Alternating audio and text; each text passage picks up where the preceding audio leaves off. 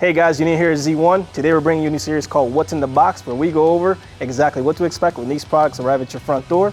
And today we have our newest product. It's the 350Z High-Lift Hood Struts. And let's take a peek at what's in the box.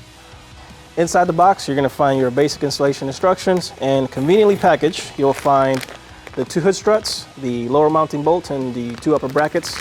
Guys, this is such an easy product to install, and it's so simple that you're going to gain so much headroom while working on your car, or even if you want to show it off at a car show. And they also fit all 2003 to 2008 350Z models.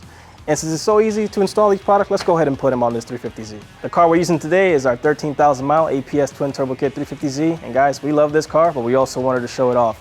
Before beginning installation, you will have to trim the battery cover and the brake fluid cover, but for the purpose of this video, we've already gone ahead and done so.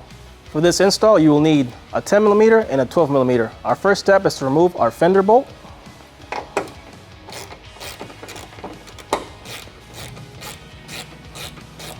Now that we have our fender bolt removed, let's install a lower ball mount.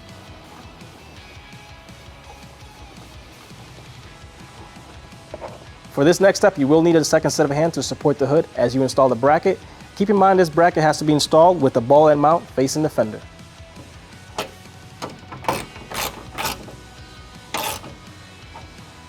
For this next step, we're going to be installing the hood strut on the ball mounts. Keep in mind the body side of the strut goes towards the side of the hood hinge. And before you install the top side, make sure you remove the clip that secures the top part of the strut onto the hood, and then reinstall it once it's on the ball mount.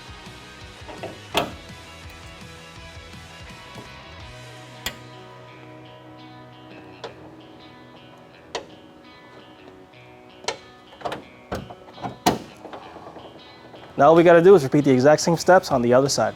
For this last step, let's check our hood to fender clearances. Let's look at that side. This side looks good. Now let's check the difference the hood struts make to the old prop rod. And this is where it used to be, and that's with the struts. It's over a foot of clearance we gained.